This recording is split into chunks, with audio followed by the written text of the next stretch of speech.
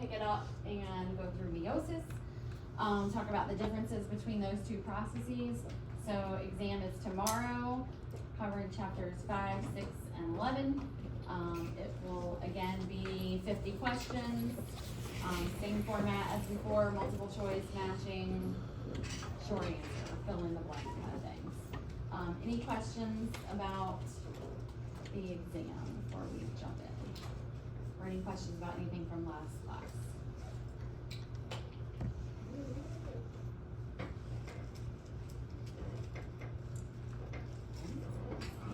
All right, so today yesterday when we talked about mitosis, right? So what did we say mitosis does to chromosome number? Yes. Doesn't change it, right? It maintains chromosome number. However many chromosomes you start with in your parent cell, you get that number of chromosomes in your daughter cell, okay? What about genetic variation? What do we get in those daughter cells? How do they look compared to the parent cell? Go ahead. They're identical, right? Genetically identical, right? So we do not introduce any sort of genetic variation. Your daughter cells are going to look genetically identical to your parent cells. Okay, so that's mitosis.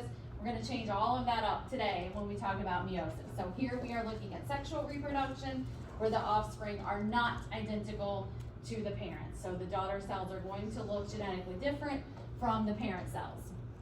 So when we talk about meiosis, we are talking about production of those gametes, so the sperm and the egg. And we will go through gamete production in both males and females and look at how it is different, how the sperm are produced versus how the eggs are produced. So each parent is going to contribute one of these gametes to the offspring, and then again we are introducing that genetic diversity through the process of meiosis. We have two ways that we introduce genetic diversity through this process, so we'll talk about those as we go through. All right, everybody, you got the check-in code 3710. Okay. All right, so remember last time we talked about haploid and diploid, and we said that cells are haploid or diploid, right? We never say chromosomes are haploid or diploid. That doesn't make any sense. We're talking about cells as being haploid or diploid. And so if we said that a cell is diploid, what does that mean in terms of chromosomes? Anybody?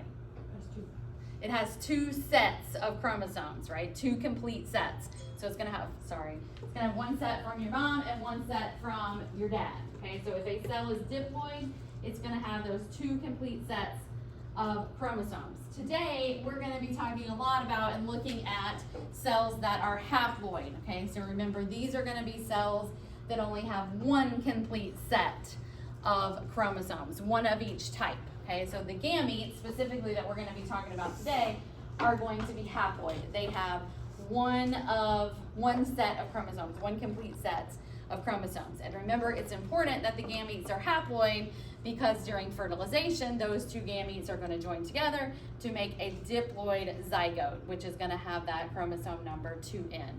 So by the way, if you see these abbreviations, N is always going to mean haploid and 2N is always going to mean diploid.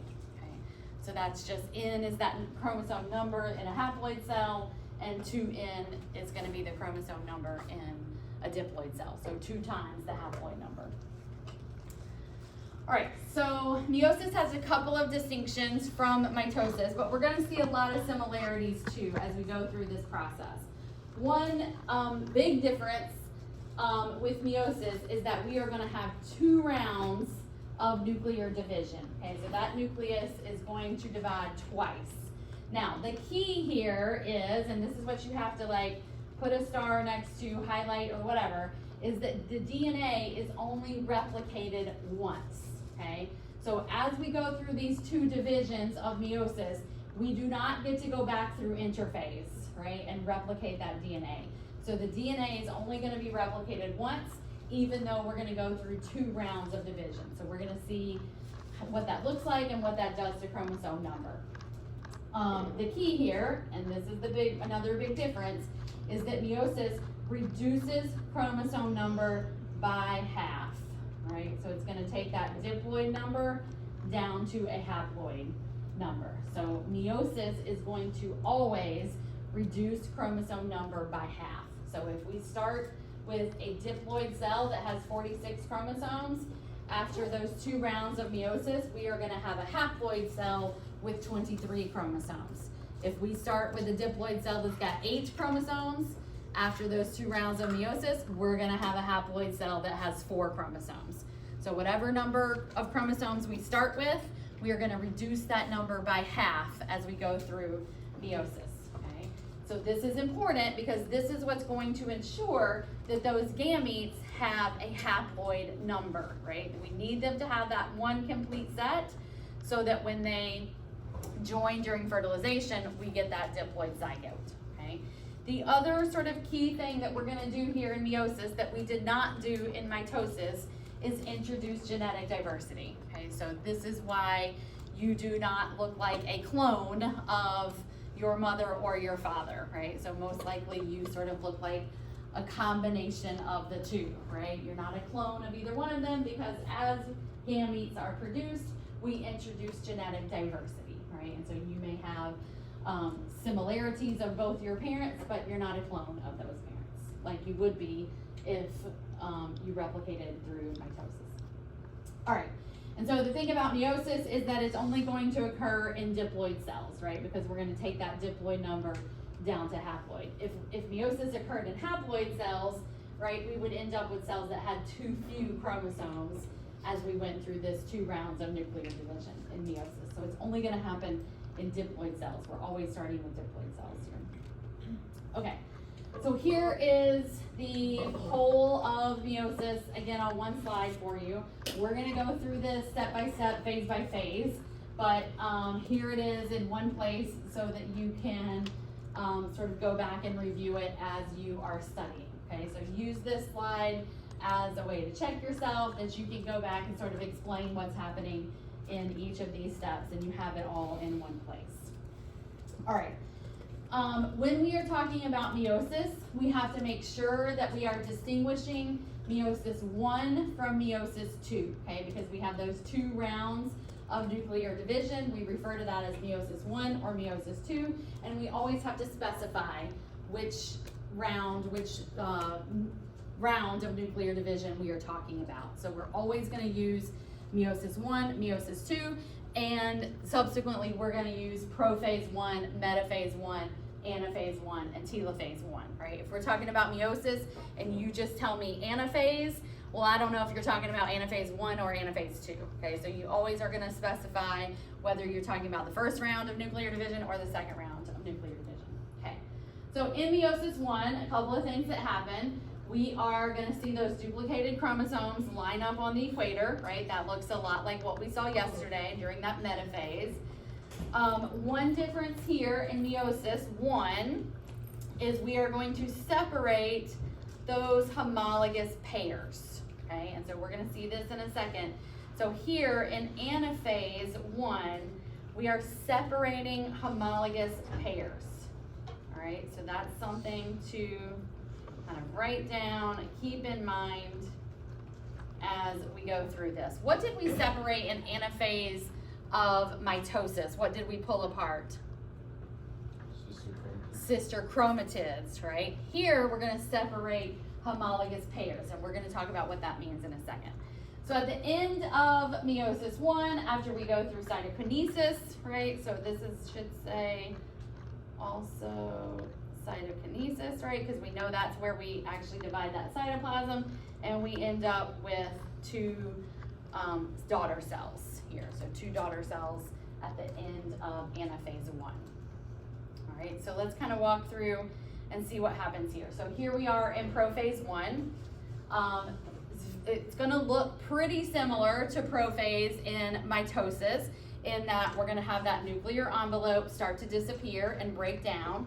The chromosomes are gonna shorten and condense just like we saw in mitotic prophase. And we're gonna start to form that spindle apparatus, right? So we've got our little centrioles here, and we've got those microtubules coming off of those centrioles. So as we go through prophase, we're going to start moving those centrioles to the poles of that cell and getting that spindle apparatus in place.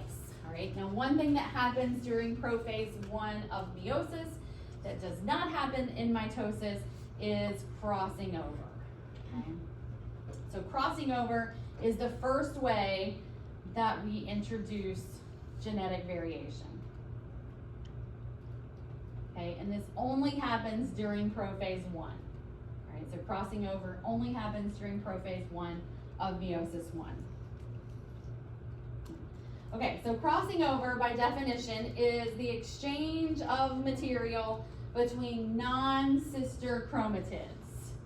Okay, exchange of material between non-sister chromatids. Okay, so we have here a homologous pair.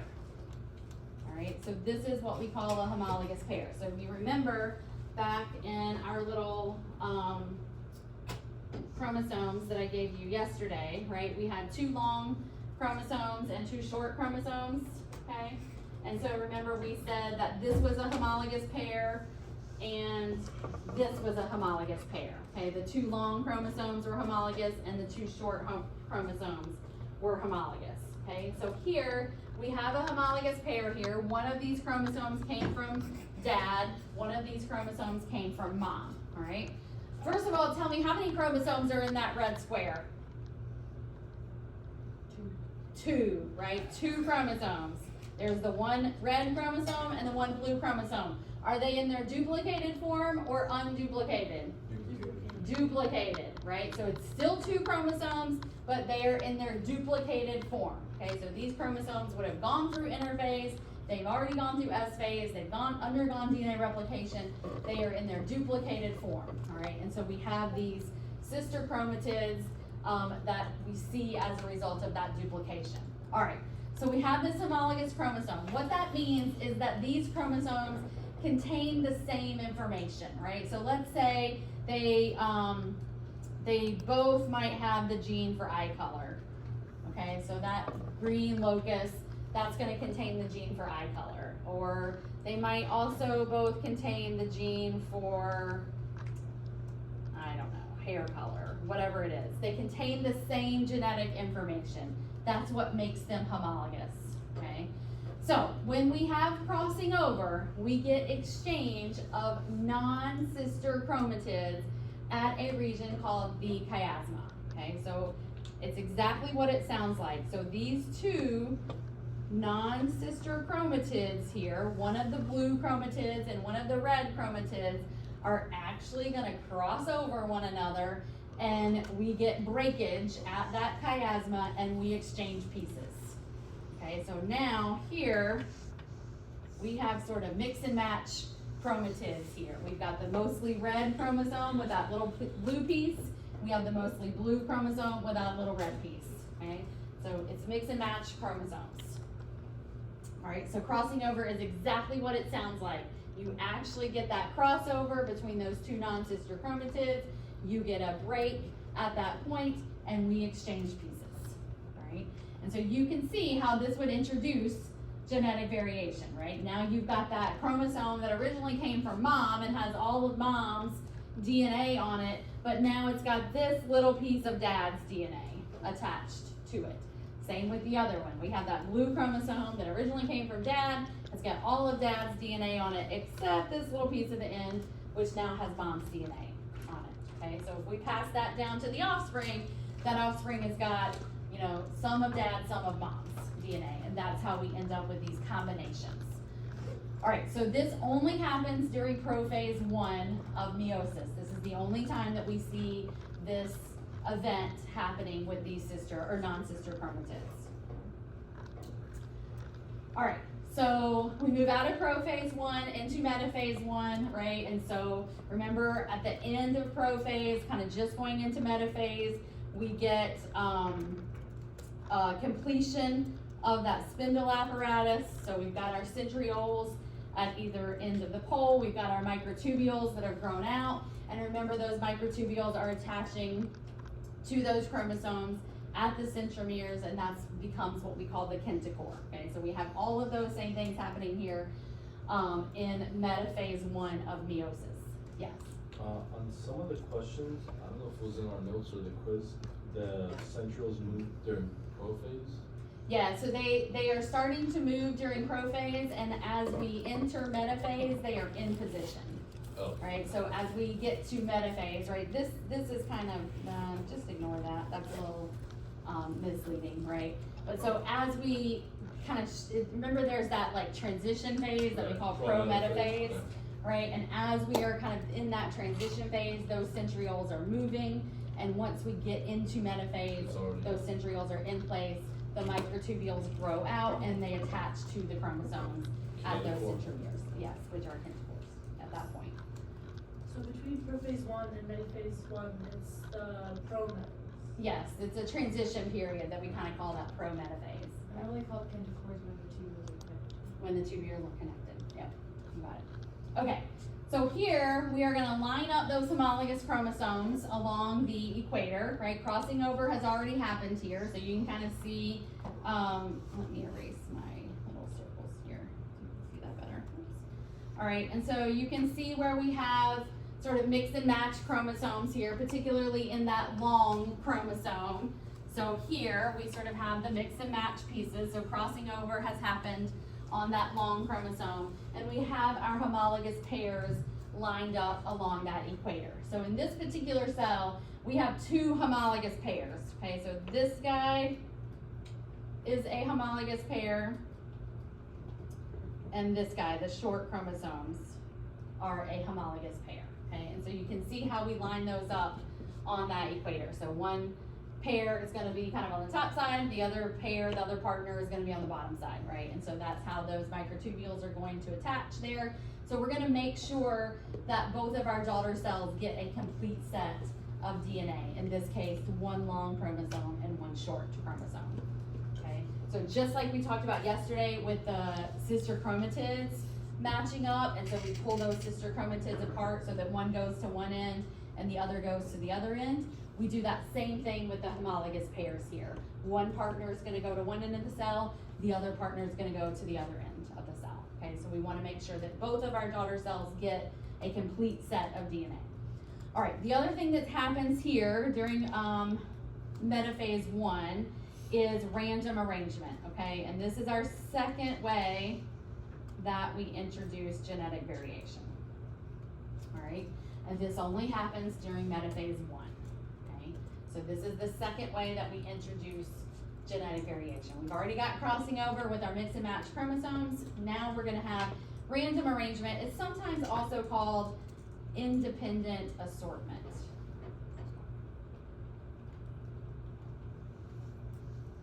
And so this was sort of Mendel's idea.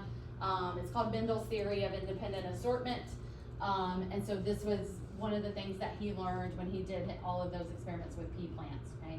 We don't actually go into a lot of Mendelian genetics in this class because if you're a bio major or I don't know what other majors take it, but you take a whole class on genetics after this one. And so that's where you will go into a lot of depth about Mendelian genetics.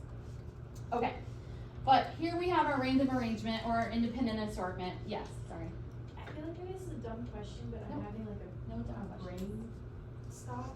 At what point is this happening? Because this is like father and mother DNA coming together. Like when did meiosis happen? So meiosis is happening during gamete formation, okay?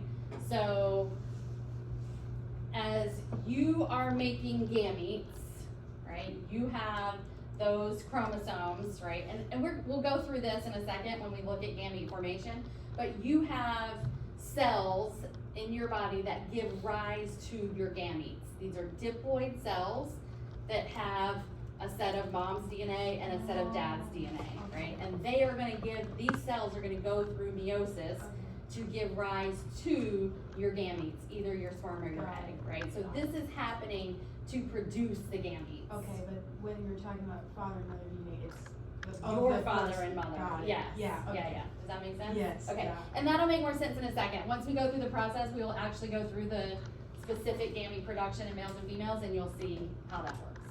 Okay, so here we have random arrangement. And in this particular example, we have cells with how many chromosomes does each of these cells have? 6, right? 6 chromosomes. All right, so 6 chromosomes in each of these cells, and they are duplicated chromosomes, okay? But each cell has got 6 chromosomes. And so what we mean by random arrangement or independent assortment is the way that these chromosomes line up along that equator, okay? So I'm gonna say here that these light blue ones are from mom, and these dark blue ones are from dad, okay? So one way that we could get these things lined up is mom, mom, mom, dad, dad, dad, right? All of mom's chromosomes end up on the top, all of dad's chromosomes end up on the bottom. That's one way it could happen. Is that the only way it could happen? Well, no, right? We could have dad, mom, mom, and then mom, dad, dad, right? Or we could have dad, dad, mom, or mom, mom, dad. Or we could have mom, dad, mom, and dad, mom, dad, right? So you can see we have different combinations of the way that these chromosomes line up along that equator. As we go through the rest of meiosis, each of these combinations, right? So each of these rectangles here that I'm drawing could be their own gamete. Okay, so each of these combinations could produce their own gamete. So we could have gametes with, what is that, 8? 2, 4, 6, 8 different combinations. We have 8 different types of gametes that we produce from these cells with 6 chromosomes. Okay, 8 genetically different gametes that we produce from this cell with 6 chromosomes, right? And so our offspring, the genetic makeup of our offspring is gonna be determined by which of these 8 gametes does it get, right? Which of these 8 gametes is involved in the fertilization? Yes. So is that where dominant and recessive genes come from? Like one of them is more likely to? No. No, all of these combinations are equally likely to happen. Okay, so there's not a combination here that's more likely than the other, right? They're all equally likely to happen. Where dominant and recessive comes from is the information that is contained on these chromosomes, right? So if on this chromosome, I've got the gene for eye color, right? And let's say it's blue, and when this guy produces a sperm, right, over here is my egg with its own little chromosome combination, and this chromosome has the eye color and it's blue, or it's, let's say it's brown, thank you. Black was the only color that was coming to my head, and I was like, that's not right. Okay, let's say it's brown, then brown is gonna be dominant over blue, right? And so that's where you get that recessive dominance coming in.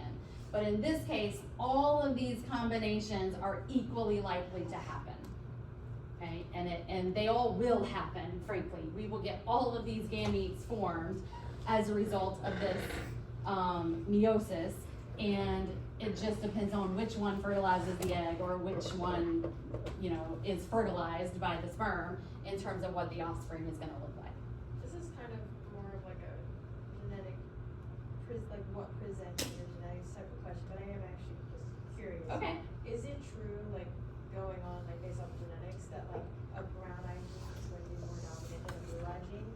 It's much more complicated than that. So it's very few genes are like simple, straight up Mendelian, like dominant recessive, right? Particularly with eye color, like eye color, hair color, skin color. Those things often involve something called epigenetics, which is where you have multiple genes that will determine the outcome, right? So particularly with skin color, right? Like you have a gene for skin color, but then you also have a gene for something called melanin. And your skin color depends on what that gene looks like and how much melanin you produce, right? And so it's the joke in my family, like my son and I both are kind of like, we tan, we get darker skin. My daughter, y'all, I say this lovingly, but she looks like a vampire. Like the girl has got the whitest skin ever. She does not tan. She never turns dark. She's like a vampire, okay? So she just doesn't produce as much melanin, right? Like, and so that's how we determine the skin color, right? So it's a little bit more complicated than like straight up. So there's just more things that come into play. Like Yeah. Yeah. Okay. Okay. Other questions about this? Yeah. So So, I don't know. If you ask me an Avenger question. It's not. So, I saw this, it was a research saying that there was like, everybody with blue eyes come from like the same ancestor. Would that kind of work? Well, how would that work? That's interesting. I don't know, I'd have to think about that, Okay. I'd have to look into that. That's a little weird. Yeah, I would be skeptical of that, but I'd have to read the research, I'm not I sure. really think it could just be mutation or Yeah, they wouldn't have to be that first. that's right, yes, yeah. Okay, you guys are gonna love genetics class. Have you guys not taken genetics, right? Anybody taken it? Next semester. You've taken it? Taking it at A different school, okay. Alright, okay, so we now have crossing over, right? We had our mix and match chromosomes. We now have our random arrangement where we kind of mixed and matched what lined up along the equator, but we made sure that we matched up those homologous pairs. And now we're gonna enter anaphase 1, okay? So anaphase 1, we are gonna separate homologous pairs. Okay, so that's important. All right, we're gonna pull apart those homologous pairs. Now, the pictures here, I think, get a little wonky, right? And so the way that they draw this, it looks a little kooky. Basically what they did is they take that chromosome and they bent it in half. Okay, so when they pulled this thing up, like this is still my duplicated chromosome. I still have sister chromatids there, but they sort of bent that chromosome in half as they pulled it over. So the pictures are kind of a little bit hard to see here. But if we go to our chromosomes,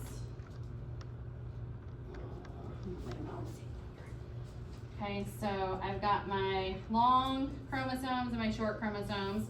So those guys are gonna line up one on top of the other, and I have this situation, okay? So I have, all right, so I've got mom and dad chromosomes lined up like this. This is my homologous pair. So when I separate these in anaphase, they're gonna go like this. This guy's gonna go up here, this guy's gonna come down here. So I'm separating my homologous pairs. Okay, my other chromosome pair looks like this. Okay, so here's my short chromosome. All right, I've got, this time I put dad on top and mom on the bottom, right? And so when we separate, they're gonna go like this. So this homologous pair is gonna come to the top, this homologous pair is gonna go to the bottom, okay? So in my gametes, I have got mom's long chromosome with dad's short chromosome, dad's long chromosome with mom's short chromosome, okay? So I mixed and matched them, all right? So that's the way, now I'm in anaphase, I have separated those homologous pairs. My sister chromatids are still intact, right? So the sister chromatids of those chromosomes are still intact. I have just pulled apart and separated those homologous pairs. Okay, so now I'm gonna go through telophase, and this should say plus cytokinesis, right? Because we know that cytokinesis is that cytoplasmic division, so those cells are going to divide, and I'm gonna end up with 2 haploid cells, right? So now these guys each have how many chromosomes in these cells? 2, right? So now these guys have 2 chromosomes. We started with 4, now we're down to 2. So at the end of meiosis 1, following cytokinesis, we end up with 2 haploid cells. Okay, you guys good so far? Yes. So, I forgot where it was in mitosis, but does the cell membrane pinch in this telophase? So, let me draw this separately up here. So here, if this is telophase, right, we've got that one cell with the 2 nuclei, right? And so I've got my long chromosome and my short chromosome, and my long chromosome and my short chromosome, right?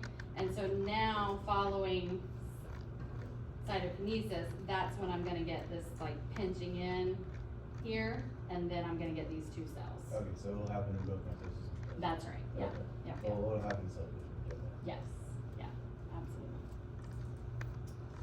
Okay, so now I'm ready to go straight into meiosis 2, okay? I do not pass go, I do not collect $200, I do not get to go through interphase again. I do not replicate that DNA again. I go straight from telophase 1 after cytokinesis, after we divide those two cells, I go straight into meiosis 2. Okay, so I start again, prophase 2, metaphase 2, anaphase 2, telophase 2. Okay, so in this division, in this round of nuclear division of meiosis 2, my sister chromatids are going to separate. Okay, what's separated in mitosis again? Less members. In mitosis, sister chromatids, right? So this is actually gonna look a lot like mitosis, all right? So meiosis 2 is gonna look a whole lot like mitosis, right? We are separating sister chromatids, which is exactly what we did in mitosis. So mechanistically, meiosis 2 looks a lot like mitosis, all right? So this is the key, this is the key, right? There is no DNA replication between these two divisions. So these are the two cells that I just made at the end of meiosis 1, my two haploid cells, all right? And these are the two cells that enter meiosis 2 and are gonna undergo another round of nuclear division. Okay? So we go through prophase, So G1S and G2 only happen in mitosis. No, they happen before meiosis 1 also, we just didn't go over that today. But they happen at the beginning of meiosis 1 also, Oh, so- before meiosis 1. So there is replication after mitosis is over one more time, before meiosis one. So mitosis and meiosis is happening in different cells, Right. right? So if I'm a cell that undergoes mitosis, Right. I'm gonna go through interphase, Right. and then I'm gonna go through mitosis, and I'm gonna have divided, right? I'm Right. gonna look genetically identical, I did not change chromosome number. Right. If I'm a cell that undergoes meiosis, I'm gonna go through interphase With S phase as well. with S phase, right? I'm gonna go through interphase, go through S phase, I'm gonna enter meiosis 1, and then I'm gonna enter meiosis 2 With no S phase. with no S phase, right? So I do interphase In meiosis at the 1. beginning of meiosis, right? Then I do meiosis 1, then I do meiosis 2. Got it. All right, we're gonna look at an example of that in just a second. Okay, so here we are in meiosis 2, we're in prophase 2. Again, we have to specify prophase 2 to make sure we know that we are in the second round of division, okay? We are gonna form a new spindle apparatus, right? So here's my centrioles, gonna move, right? And they're gonna get into position as we go through prophase 2. Those chromosomes are gonna start moving around a little bit as those microtubules attach, and we're gonna start moving those chromosomes toward the equator, right? So in metaphase 2, we've got our chromosomes lined up. We have our sister chromatids oriented in such a way that one is gonna be attached to the bottom centriole and the other one is gonna be attached to the top centriole. One is gonna be attached to the bottom, one is gonna be attached to the top, right? This is so we make sure that both of our cells our cells that come out of this, that come out of meiosis 2, receive a full set of chromosomes. Okay, so we don't want two of those sister chromatids attached to the same centriole, just like we talked about in mitosis, okay?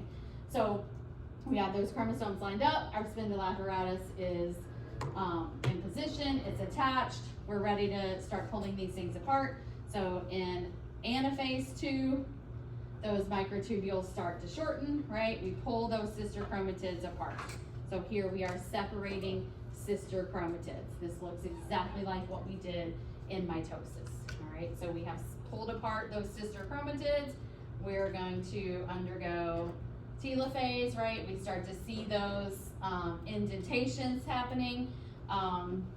We are gonna get those nuclear membranes reforming. So this is following telophase and cytokinesis. And we end up with, ultimately, after cytokinesis, we end up with these 4 diploid, I'm sorry, shoot.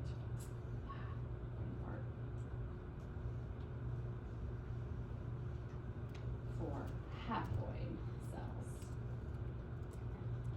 Okay, so this cell gave rise to 2, this cell gave rise to 2, and we end up with 4 haploid cells. So this is after telophase 2 following cytokinesis. So if we're looking at that here in our chromosomes, so in one of my cells after meiosis 1, I have this chromosome combination. So I've got these chromosomes in that cell. It's only 2 chromosomes, right? So this cell is haploid. And when I undergo meiosis 2, these guys, these sister chromatids are gonna separate. And these sister chromatids are gonna separate. So now I'm gonna have a cell that looks like this. How many chromosomes does this cell have? 2. Are they duplicated or unduplicated? Unduplicated, right? My other cell is gonna look like this, right? With 2 unduplicated chromosomes. Same thing over here in this cell. These sister chromatids are gonna separate. So I'm gonna have one cell that looks like this. I'm gonna have another cell that looks like this. Both of these are haploid with 2 chromosomes, okay? So you guys can use your chromosomes that I gave you yesterday and kind of work through this, right? Think about what's happening with these chromosomes as they separate. All right, so the key is we end up with these 4 haploid cells, and if we look at these 4 cells, right, we see that are any of these 4 cells genetically the same?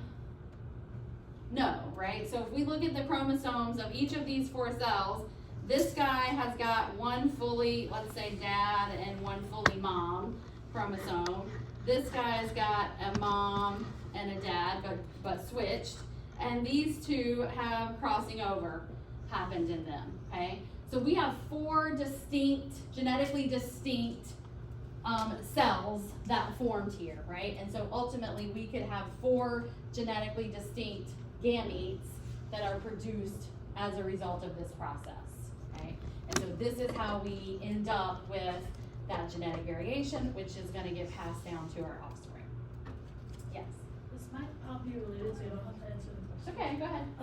But how is it that twins happen, or triplets, or quadruplets? Okay, so, yes, a little bit unrelated, but what happens there is during fertilization, and it depends on the type of twins, right? We know there are identical twins and there are fraternal twins.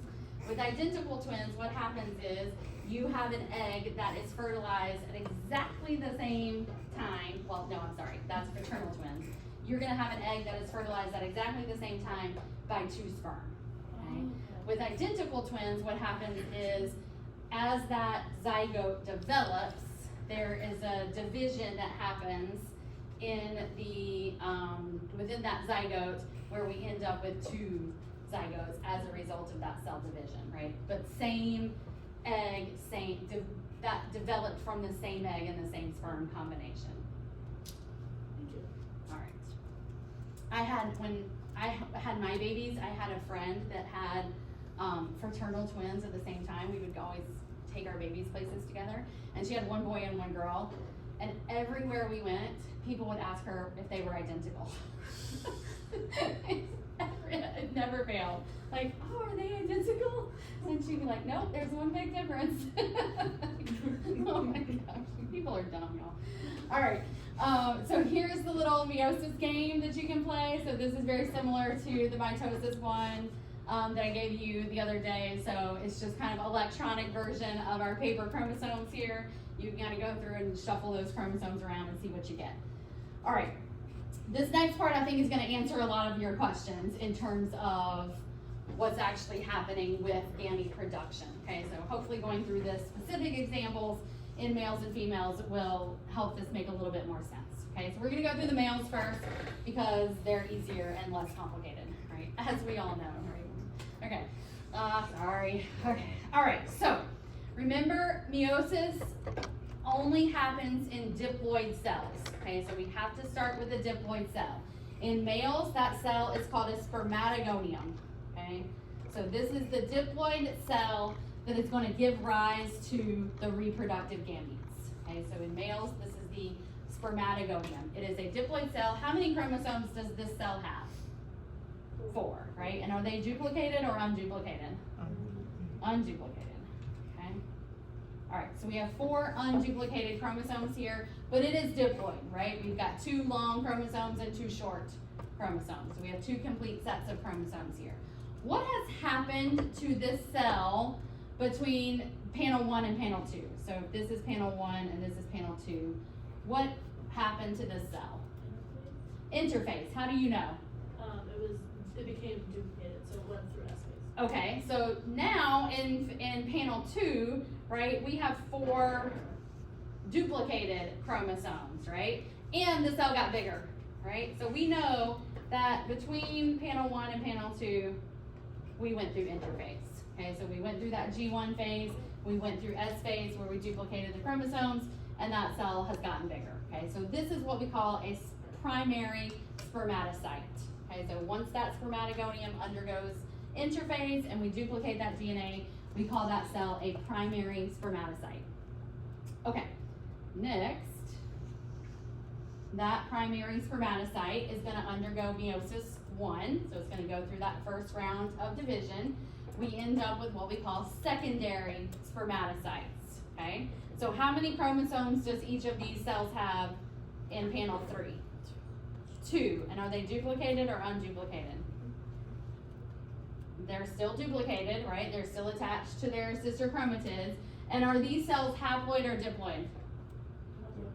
They're haploid, right? So now each cell only has 1 long and 1 short, right? 1 long and 1 short.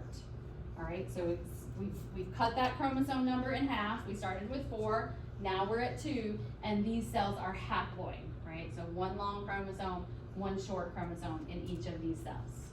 All right, so we've gone through meiosis 1. Now we're going to go through meiosis 2. We do not get to go back through interphase. Okay, we only go through that interphase once. So now we go straight into meiosis 2. All right, and here we separate sister chromatids. So remember, from here to here, from 2 to 3, we separate homologous pairs. And if I call this panel 4, here we are going to separate sister chromatids. Okay. So these cells, once the secondary spermatocytes undergo meiosis 2, these 4 cells are called spermatids. Okay, how many chromosomes do these cells have? 2 chromosomes. Are they duplicated or unduplicated? They are unduplicated, right? So they're still 2 chromosomes in each cell in their unduplicated form, and these cells are still haploid, right? We still have that half number of what we started with in terms of chromosome. So in males, each of these spermatids will give rise to a mature sperm once they differentiate. So what it means for cells to differentiate is basically they decide what they want to be when they grow up, right? So you know we have stem cells, right, which are these undifferentiated cells. That's why they're so useful for us, because we can sort of manipulate them and make them be whatever kind of cells we want them to be. Once cells differentiate, that means they have decided what kind of cell they're going to be. So once these spermatids differentiate, they become sperm cells, they're mature, they are haploid, right? So each of those sperms contains 2 chromosomes, and they are ready for fertilization to form a zygote. Okay. Questions about that much? Yes. In this case, when we start with meiosis, we're always going to end up with the sperm cells, right? So like even with cell differentiation will result in any different type of cell. That's right. Spermatids are going to become sperm cells. Yeah. Yeah. Other questions about this? Yeah. So is the thing that's missing there after primary spermatocyte? We go through mitosis, we essentially get another spermatogonium, and then that goes through meiosis. No. So we're not doing mitosis here, right? All of this is meiosis. So this cell right here is going to undergo meiosis. Okay? That was the product of mitosis. That was a product of mitosis, yes, right? So this cell was a product of mitosis, right? You have multiples of these spermatogoniums, right, that are giving rise to the spermatids. You got a lot of these spermatogonium cells that are a product of mitosis once those cells divide. And that interface was the interface of meiosis. That's right. So this cell, so to carry out meiosis, right, to carry out the whole process of meiosis, we go through interphase, meiosis 1, and meiosis 2. Does that help? Yes. Does that make sense? Okay. Alright, so when we do meiosis, right, we're always starting with a diploid cell. We go through interphase, then we do meiosis 1, then we do meiosis 2. Do you want us to know the names? Yes. Yeah. These are the steps? Yeah, well, the names of the cells, like spermatogonium, primary spermatocyte, secondary Whether they're spermatocyte, diploid or spermatid, haploid. yeah, whether they're haploid or diploid. Yeah.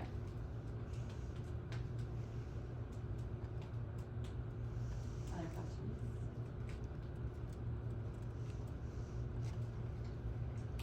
Okay, so let's move on to females, where it is a little more complicated. Okay, so here we have our, what we call an oogonium. Okay, so this is the diploid reproductive cell in females. Okay, this cell is a product of mitosis, right? So it's, as we divide those oogoniums, this is one of those cells that is gonna undergo meiosis, okay? So, we have panel 1 to panel 2, what happened? Interphase, right? So this cell went through interphase. We had, how many chromosomes does that oogonium have? 4, right? So 4 unduplicated chromosomes. So this cell is diploid, right? It has 2 of each type of chromosomes, 2 long chromosomes, 2 short chromosomes. It goes through interphase where that cell gets bigger, chromosomes are duplicated, right? So now this primary oocyte, again, has 4 chromosomes, right? And now they are duplicated. Okay, so this cell is still diploid. Okay, so we're gonna take that primary oocyte and it is going to undergo meiosis 1. Okay, so from 2 to 3. Sorry, can't spell. We went through meiosis 1. All right, what do you notice about these 2 cells as a result of meiosis 1? One of them is bigger than the other, right? They are not the same size. So what happens in females as we undergo meiosis 1, that first round of division, is we get unequal cell division, unequal cytokinesis here as these cells divide. Okay, so one of the cells is gonna get more of the cytoplasm, more of the nutrients, more of the organelles than the other cell. Okay, so we had equal, in this case, we had equal chromosomal division, right? Our homologous pairs separated like we thought they would, but that one cell gets more of the cytoplasm and all the other goodies that are in that cytoplasm than the other cell. Okay, so the bigger of the 2 cells is called the secondary oocyte. Okay, this cell is now haploid. Okay, how many chromosomes does this cell have? 2, right? They are duplicated, right? But we're down to 2 chromosomes, 1 long and 1 short, right? So the cell is haploid. It's called the secondary oocyte. The smaller of the 2 cells we refer to as a polar body. All right, polar bodies have 0 biological function whatsoever, and they will eventually disintegrate, go away, right? They will dissolve. Okay, so polar bodies serve absolutely no biological function, and they will eventually just be absorbed by the body. Okay, they'll go away. Okay, so these cells then go through meiosis 2, right? So we have that second division here. Okay, so now we undergo meiosis 2, and we end up with those 4 haploid cells. Again, so in this case, our chromosomal division has happened as we would expect it to, but in that secondary oocyte here, right, we ended up again with unequal division.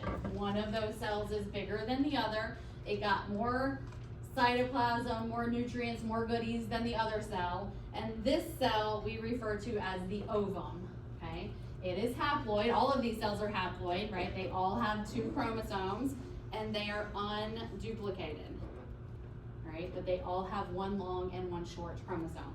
The other cells that result as or that form as a result of this division are all polar bodies, okay? So all 3 of these are polar bodies, and they will be absorbed by the body. Again, no biological function whatsoever, okay? They get absorbed. That ovum is what will develop into the egg.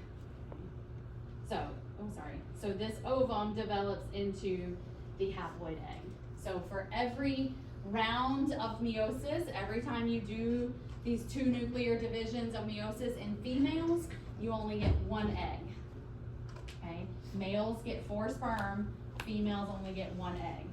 Yes? Are the 3 polar bodies the reason, like women get their periods? Are those the ones that burst, or is No. it more, okay. No, so that is the release of that egg. So the other difference in gamete production in males and females is that, well, a couple of differences. Number 1, there are long pauses in meiosis in females, okay? So females are born with all of the eggs that you are gonna have, right? So they're covered in those follicles that cover the ovaries. That's where those eggs are harvested, or that's where those eggs are developed, and you're born with all the eggs you're ever going to have, okay? So when a female is born, those oogoniums are gonna undergo interphase, we're gonna have those primary oocytes, and then we pause, right? And so not until a woman enters puberty do those primary oocytes go through meiosis 1 to develop the secondary oocytes, okay? So when a woman enters puberty, starts having menstrual cycles, that we do that first round of division. So there's a big long pause in this process from primary oocyte to secondary oocyte. As those eggs are released from those follicles, we finish meiosis 2, and that's when the secondary oocyte develops into the ovum and then ultimately the egg, okay? That only happens once a month as those eggs are released from those follicles, okay? So again, you have long pauses here where those eggs stay in that secondary oocyte period until they are released, all right? Once they're released, they undergo meiosis 2 and we get the ovum. Then that thing is fertilized and develops into the zygote, okay? So long pauses happen in this process in females, all right? The other difference here, again, is you are born with all these eggs that you're ever gonna get, females, and you only do this process up until a certain point. When a woman enters menopause and all those eggs have been released, we stop this, right? And we no longer do this. Males will produce those 4 sperm every time they go through meiosis from the day they're born till the day they die. They are doing meiosis 2 and producing those 4 sperm, okay? Females, there's long pauses and it is a limited time only, all right? So several key differences in the way that this happens. In females, this is very hormonally driven. Okay, so you guys have heard of estrogen and progesterone, right? These big hormones that females produce, and that's what sort of regulates this process in females. Other questions about that?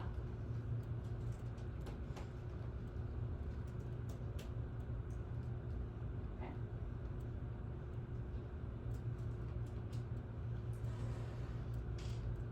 All right, ready to move on?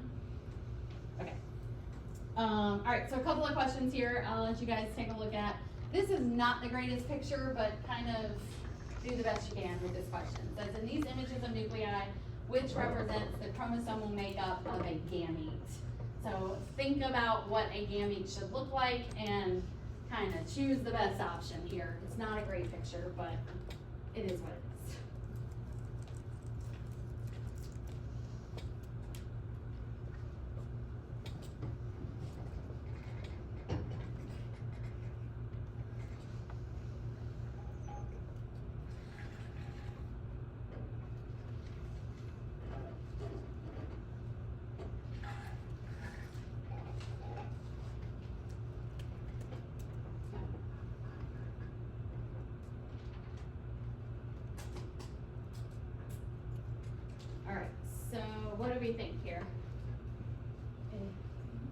A. Alright, we have support for A. Any other nuclei that you guys like? So A and B. A and B, okay. Alright, so let's think about what would the chromosomal makeup of a gamete look like? How would you describe it? Okay, so the chromosomes would be unduplicated, and it would have to be haploid, right? So remember, one set of chromosomes, one of each type. Yes. It would have gone through crossover.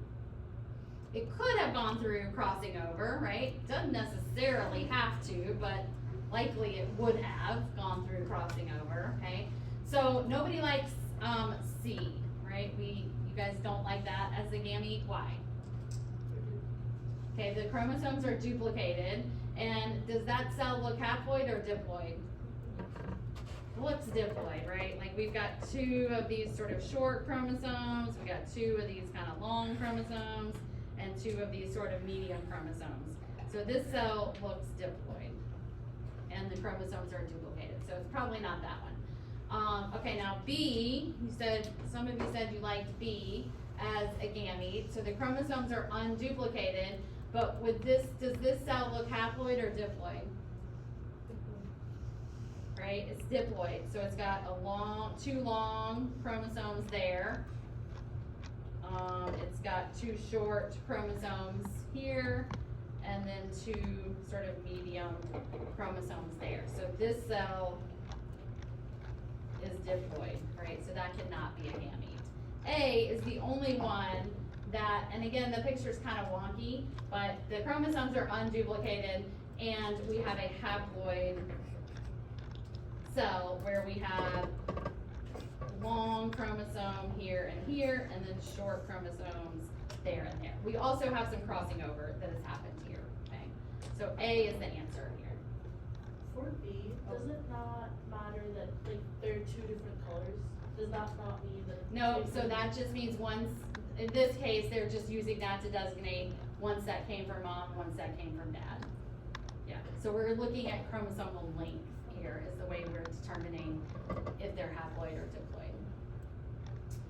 Okay, you guys think about this one for a second. There are quite a few questions kind of like this on the quiz. Okay, so think about chromosome number versus chromatids. So it says, when an egg in a woman is ovulated, it is arrested in metaphase of meiosis II and does not complete meiosis II until fertilization takes place.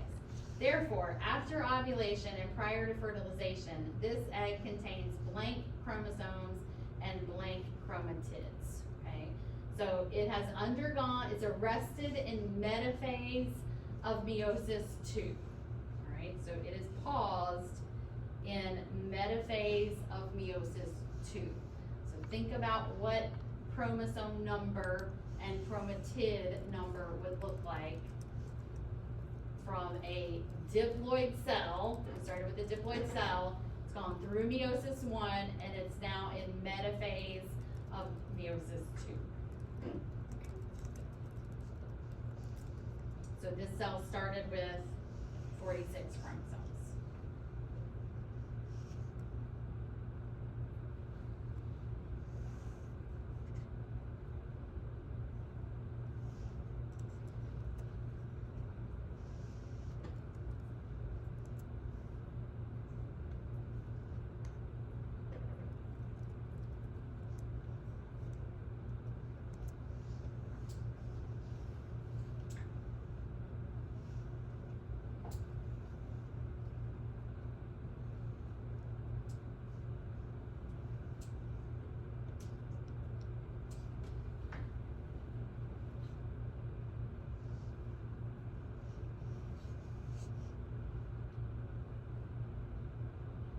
Anybody ready to make a guess on this one? B. All right, we have B. Do we have any other answers that you guys like? Everybody likes B. Okay, seeing lots of head nod. Okay, so it would have, you're telling me it would have 23 chromosomes and 46 chromatids. Okay, somebody tell me why.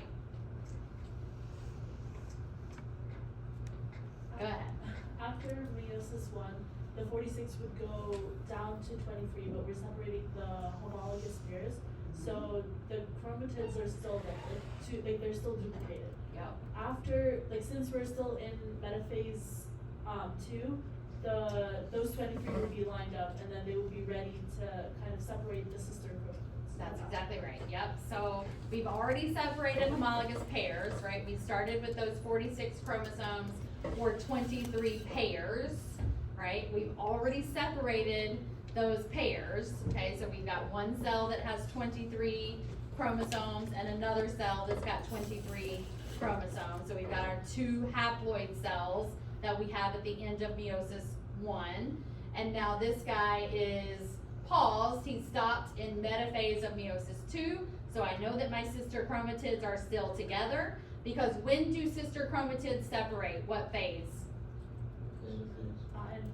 Anaphase 2, right? So sister chromatids don't separate until anaphase 2. We're not there yet, so my sister chromatids are still together. If I've got 23 chromosomes, I have 46 chromatids, okay? So there are a lot of questions on the quiz, and there will be questions on the test that kind of ask you to think through it like that, okay? Yes? Unrelated to chromosome number, but based on this question, meiosis 1 doesn't get completed until fertilization happens. So when there's a sperm, Meiosis 2 Meiosis happens 2, just before fertilization. Okay. So once that egg is released, just before it's fertilized, meiosis 2 is completed. Yeah, finished. Okay. All right. So, oops, sorry. Stop doing that.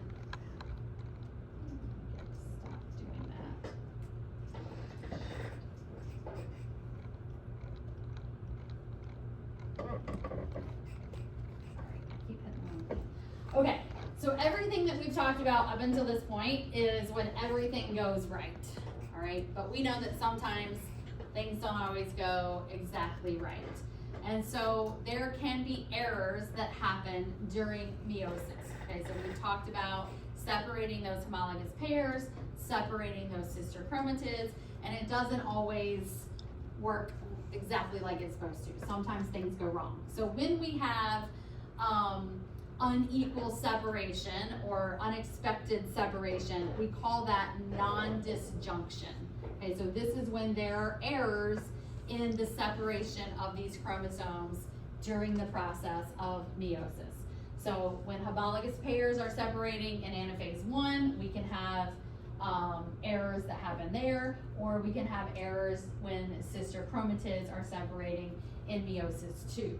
And so what happens is that results in cells that we say are aneuploidy, okay, and that means they have an abnormal number of chromosomes. So an aneuploid could either have extra chromosomes, more chromosomes than it should have, or fewer chromosomes than it should have. So that's what we mean by aneuploid.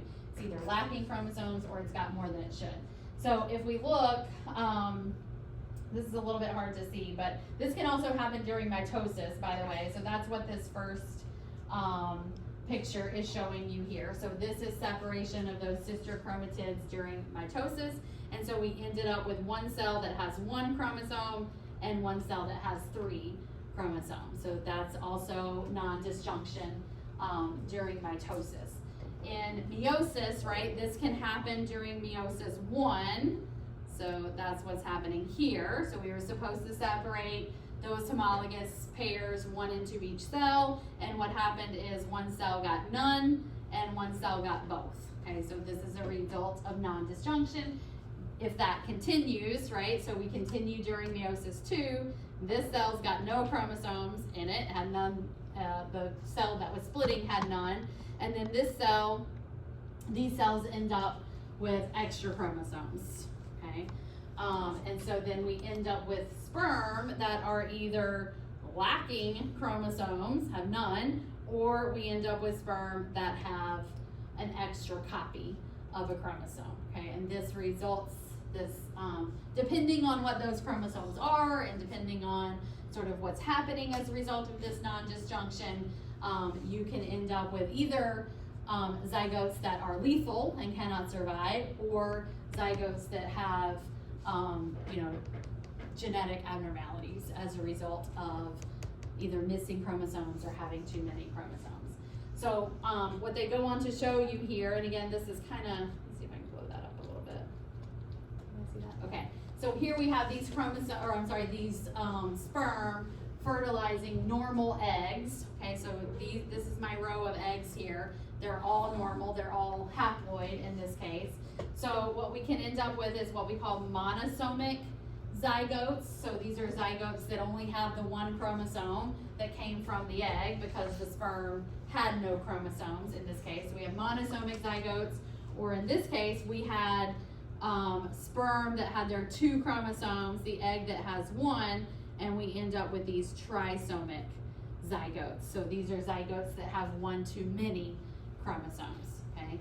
Now, this can vary widely. The effects of this can vary widely depending on what these chromosomes are, right? And so sometimes, again, these zygotes would be lethal and would not survive, or sometimes, or these mutations would be lethal, or sometimes we just result in genetic differences or genetic abnormalities as a result of this non-disjunction. Now, we can also have what's called translocation, where a piece of a chromosome breaks off and breaks away and attaches to another chromosome. And so this sounds a lot like crossing over, right? Where we had a breakage in those non-sister chromatids and we had exchange of pieces. What's happening here though is there's not an exchange, right? We just have a piece of a chromosome that breaks off and attaches itself to another chromosome, right? So that's what we refer to as translocation. It's a little bit different from crossing over because we don't have that exchange of genetic information. We end up with an excess of genetic information. So an individual that had a translocated piece of chromosome 21 plus 2 normal copies of chromosome 21, this individual would have a variation of symptoms of what we call Down syndrome, right? So that extra piece of chromosome 21 would result in symptoms that are consistent with Down syndrome.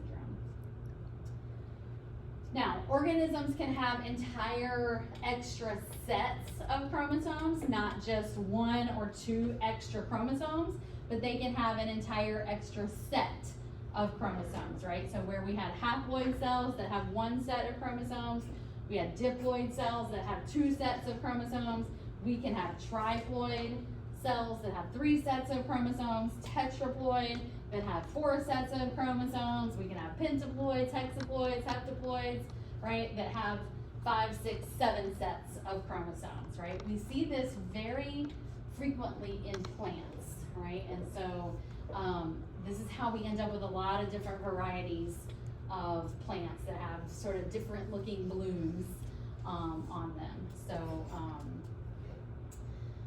Dr. Sutherland here, she teaches genetics.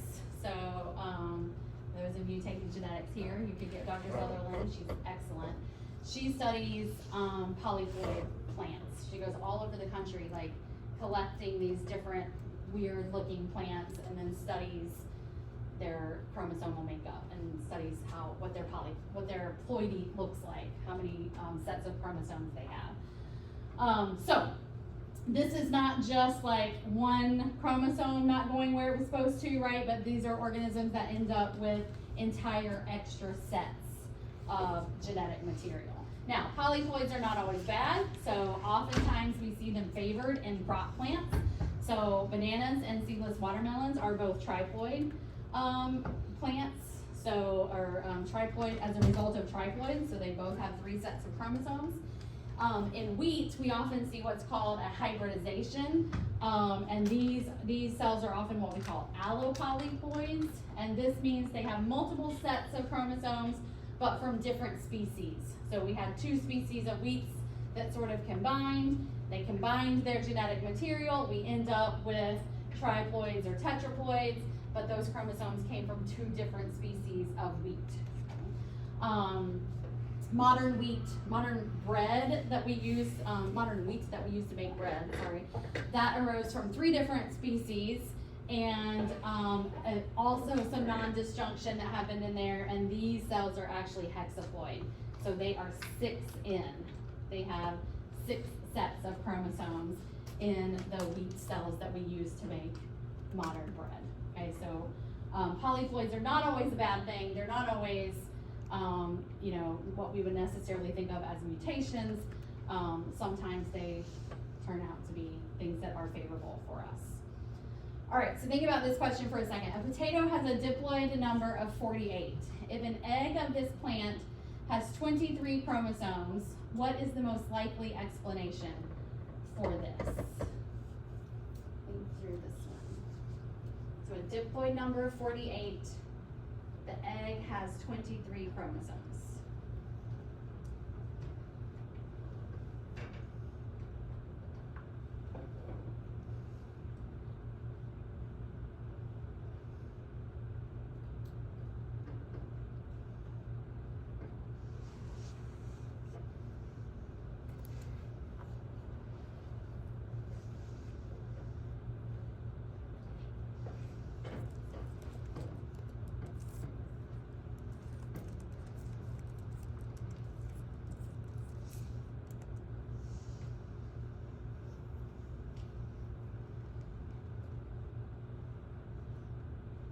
Anybody want to take a guess at this one?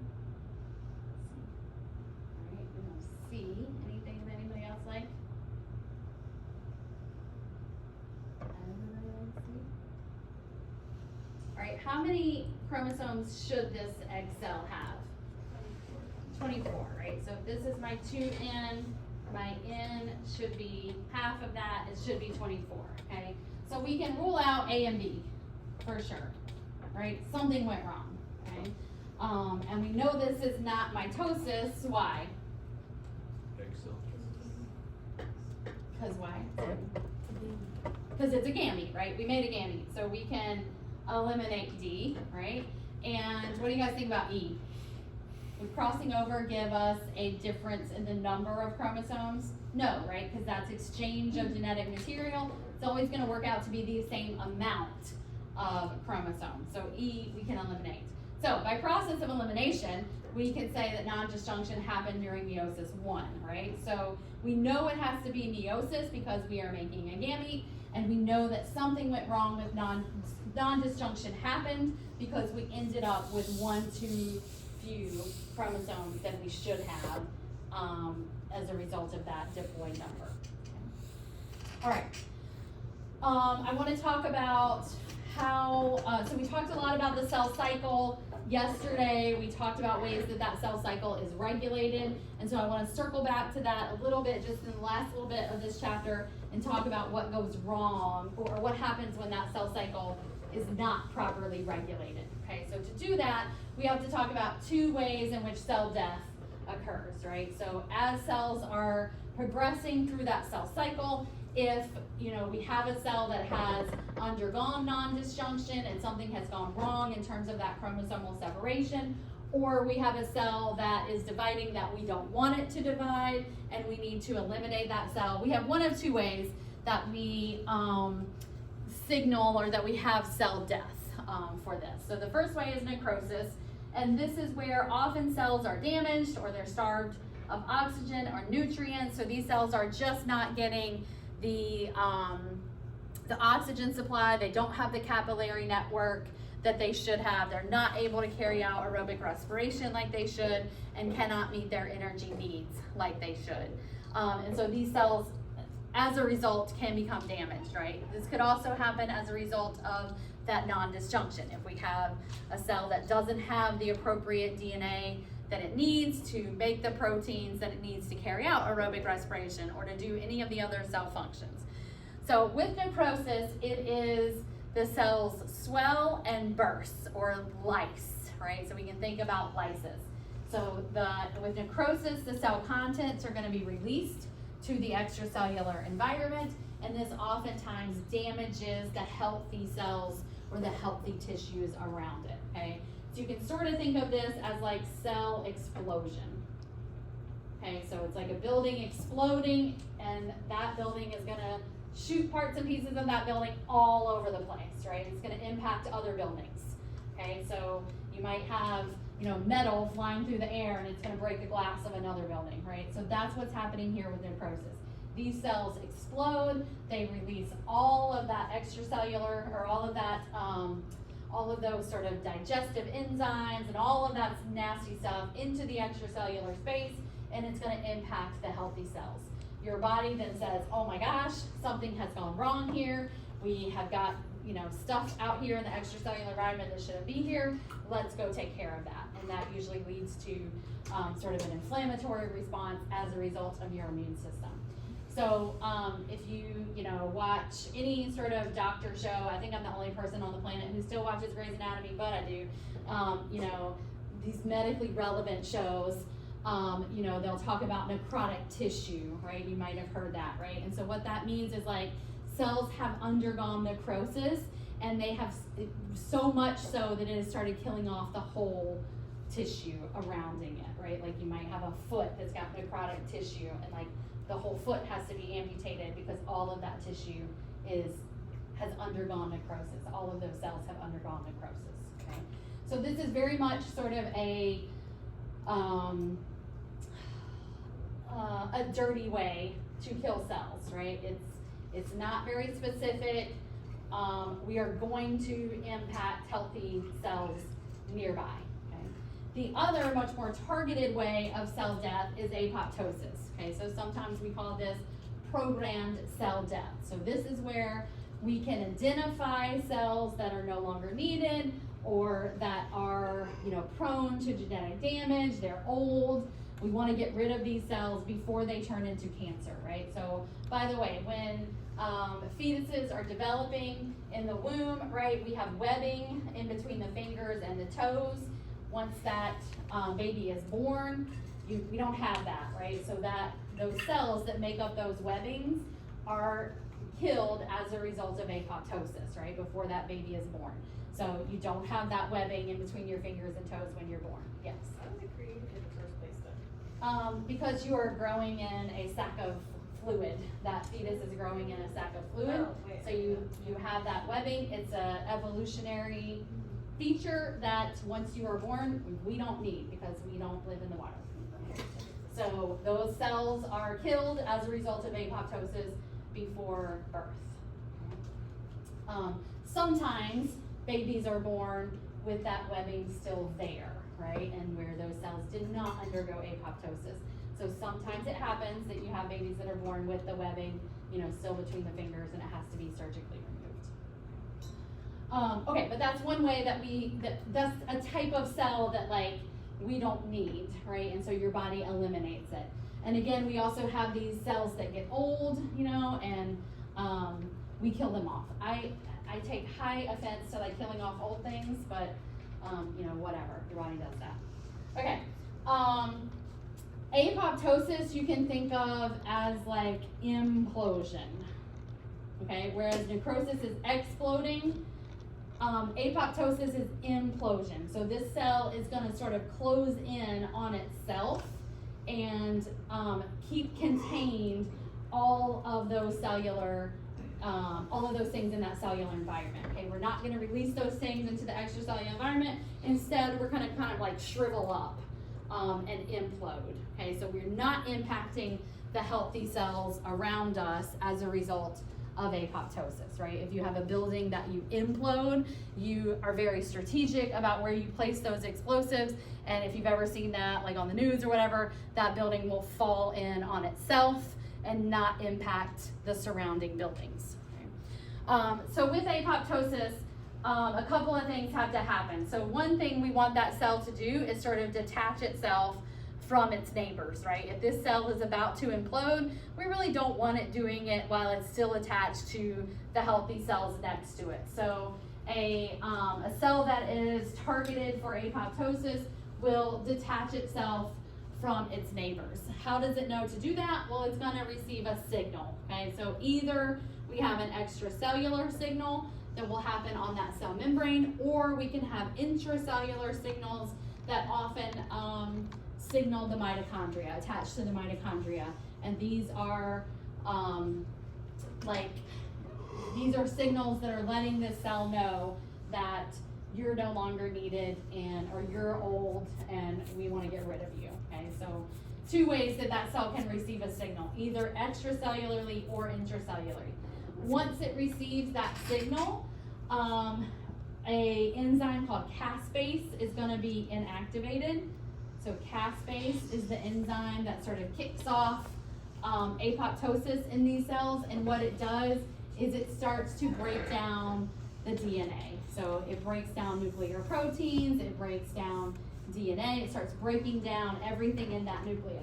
Once that nucleus is destroyed, right, and we've broken down the DNA and the proteins in that nucleus, that cell cannot survive, right? So you kind of see how that cell is just gonna like shrivel up and sort of implode on itself, okay? We start breaking down the membranes into fragments, and that cell just kind of shrivels up. What happens is the living tissue around it will sort of recycle, absorb, and sort of recycle the remains of that dead cell, okay? But it doesn't impact the tissue around it, okay? So, two ways that we have cell death, and we use both of these ways to treat or to eliminate the body of cells that we don't need or that are experiencing problems. Okay. So, a couple of ways that we signal apoptosis is either through hormones, growth factors, viral infections can actually signal apoptosis, toxins, or if there is extensive DNA damage. Okay, so if we have a situation where those chromosomes have not segregated like they should have, and we end up with missing pieces of DNA, that can be a signal for apoptosis. Yeah. So when you like chemoradiation, is it apoptosis or necrosis? It's usually apoptosis, right? But the problem with chemo and radiation is it's not a targeted approach to the cancer cells, right? So we're killing individual cells, but we're also killing healthy cells, right? It's very difficult for us to target specifically the cancer cells. But the cell is still in control enough to do apoptosis Yes. of the DNA damage. Yes, that's right. Yeah. We're getting better at that. The chemo drugs are getting better at being able to target specifically cancerous cells, but I have a long way to go on that. All right, so these signals set off what we call a signal transduction pathway. We'll talk more about that in chapter 7, and we'll talk about what happens when these signaling transduction pathways are set off. Ultimately, ATP production is going to stop, and that cell is going to die. All right, so cancer cells, right? When we talk about cancer cells, we're familiar with that term. We kind of relate that to uncontrolled cell division, right? That's oftentimes what we think about when we think about these cancer cells. So these are cells that lose control over the cell cycle. They lose control over cell division. Once they do that, they can migrate to other parts of the body. That is what we call metastasis, when these tumor cells start to grow in places other than where they originated within the body. So normal cells, right, when we have normal cells that are undergoing division, they are responding to growth factors, and we know that we can halt that cell division in cells that we don't want to divide, but in cancer cells, we almost have that continuous cell division because we lose control over those cell cycle regulators. We know that tumor cells can either be benign or malignant. So what we mean by a benign tumor, they usually grow a lot more slowly, so it's not massive growth and massive cell division. It's usually very slow. They're usually very similar to the tissue in which we find them, and usually they don't have to be removed unless they are obstructing something, right? Unless they're like physically blocking the function of an organ, or depending on the size of the tumors. But usually, if it's a small benign tumor, it's not blocking anything, most of the time they do not have to be removed. Malignant tumors are ones that do not look like the tissue in which they're growing. They're very different cells. They can grow and divide and spread very rapidly, and they oftentimes interfere with the function of whatever tissue in which they are growing. Okay, so for example, here we have a tumor cell in a lung of a patient, and you can see the brown cells. Those are what the normal lung cells would look like, and then you have that tumor which is stained green, looks very different from those normal lung cells, okay? So this is a tumor that it would be malignant and would have to be removed.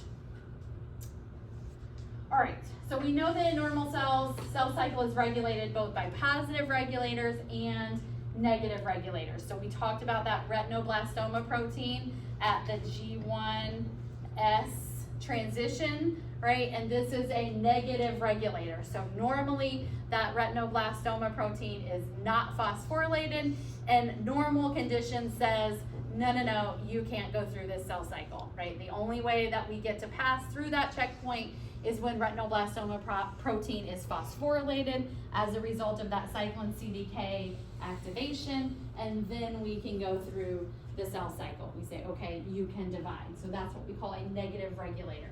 There are also positive regulators that stimulate cell division. So things like growth factors, if we want that, if we're going through a growth spurt, right, and your body is producing growth factors, we want cell division to happen, okay? So those are positive regulators.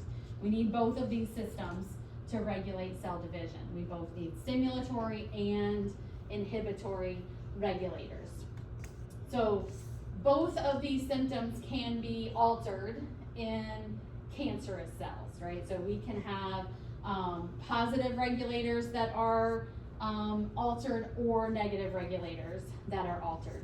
So oncogenes are what we call these genes, these positive regulators that have been mutated, and they become overactive or they're present all the time, okay? So the normal positive regulators, are called proto-oncogenes. And so when they become mutated, we call them oncogenes. All right, so mutated proto-oncogenes are oncogenes. This is when, we have those growth hormones, right? When we're undergoing a growth spurt and our body's producing those growth hormones, we are stimulating cell division. If those proteins that stimulate those growth hormones are mutated and they're oncogenes, we're producing growth hormones all the time, whether or not we are actually undergoing a growth spurt, right? So we are producing these positive regulators that stimulate cell division constantly, right, if we're a cancerous cell. So that's one way that we can lose control over that cell cycle in a positive way. One example of that is HER2 in breast tissue, right? So we've done a lot of research in breast cancer lately, and we know a lot about HER2. So you probably have heard like, oh, it's a HER2 positive or HER2 negative tumor, right? There are lots of commercials about this. And that's one of the first things we find out. If a woman develops a breast tumor, one of the first things we do is test to see, is it HER2 positive or HER2 negative? And that impacts the way we're gonna treat that tumor.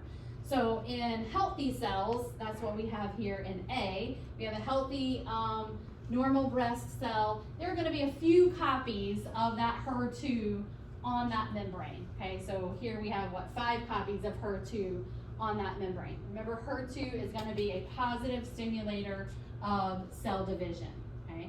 But on a cancerous breast cell, that's what we have here, right? Look at the number of HER2 proteins that we have on the surface of that cell, right? We have a ton more, right? So now we have upregulated HER2 on that cancerous cell. HER2 is gonna stimulate cell division. So now we can have cell division all day long, anytime we want it, right? Because of all those HER2 proteins there. So if a woman develops a tumor, we can look at that tumor, take a sample of it and say, yep, it's got an abnormal number of HER2 proteins within this tumor. This is a HER2 positive cancerous tumor, right? And that's gonna impact the way that we treat it. So that's one way, right? We've upregulated the positive controllers. Okay, the other thing we can do is get rid of those negative regulators. Okay, so these are called tumor suppressor genes, right? So RB is a negative regulator. That's that retinoblastoma protein. And so normally it says you cannot divide, right? That's the normal role of RB. It's a negative regulator. It says you cannot get through the cell division process. But in cancer cells, RB becomes inactive, right? It's always phosphorylated and it cannot do its job. And so in that case, there's nothing telling that cancer cell that it can't divide, right? And that cancer cell is just gonna divide. So what happens here is we're basically turning off negative regulators, or sort of downplaying those negative regulators. So viruses can inactivate these tumor suppressors, like the human papillomavirus. That is a type of virus that causes cervical cancer, and the way that it works is by turning off these RB proteins. So normally we have RB here in our normal cell. That's going to inhibit cell division. It's going to stop that cell from going through the cycle. In cervical cancer, those RB proteins are eliminated as a result of that viral infection. It inactivates RB, and that cell is going to go through the cell cycle uninhibited. Okay, so both ways are ways that we can sort of alter that cell cycle, either by upregulating our cell division stimulators or downregulating our cell division inhibitors. Both of these things are problematic. Another type of transcription factor that we often see is altered in cancer cells is P53. So this is a transcription factor, regulates how often these proteins are transcribed. And we know that more than 50% of human tumors have mutations in this P53 gene. So this is a gene that controls, again, the proteins that are involved in those checkpoints.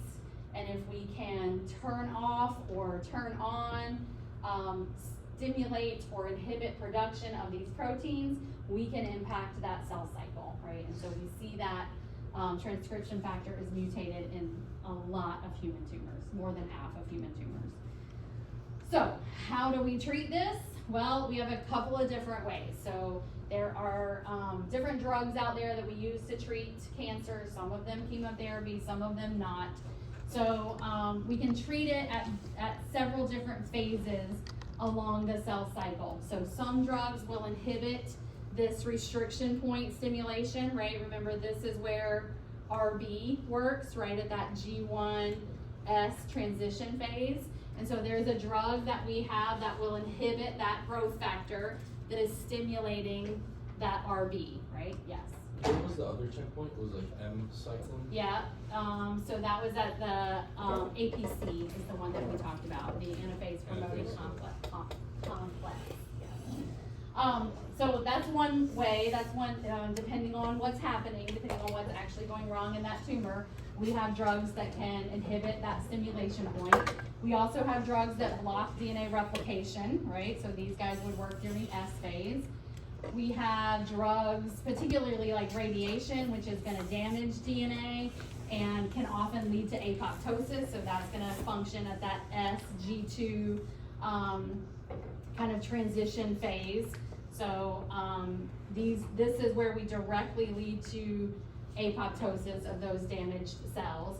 And then we have other drugs that will block the formation of that mitotic spindle, right? So if we don't get those centrioles in the right place, we don't get those microtubules coming at the right place, that cell's not gonna divide, right? So this would be sort of indirectly impacting that APC, that anaphase promoting complex. So lots of different ways around the cell cycle that we can, treat these types of defects, right? And so we're getting better and better at doing this as we develop more targeted drugs, but we obviously still have a long way to go. All right, that's the end of chapter 11. Questions? Yes. Why can't the body destroy cancer cells on itself? Like, if it's constantly dividing, why can't it do like apoptosis for those cells?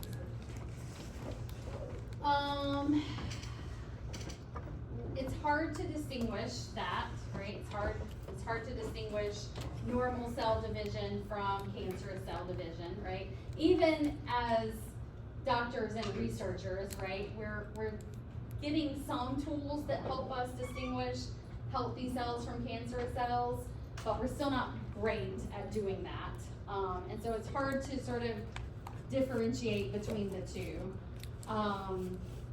And I mean, sometimes you do have immune responses that try and take care of that, but oftentimes these cells are so aggressive. Sometimes the division that's happening is so aggressive that your immune system cannot battle it. Yeah, cannot keep up. Even with malignant tumors, like even if the cell looks very different from what it's Yeah, yeah, because usually malignant tumors are very fast growing.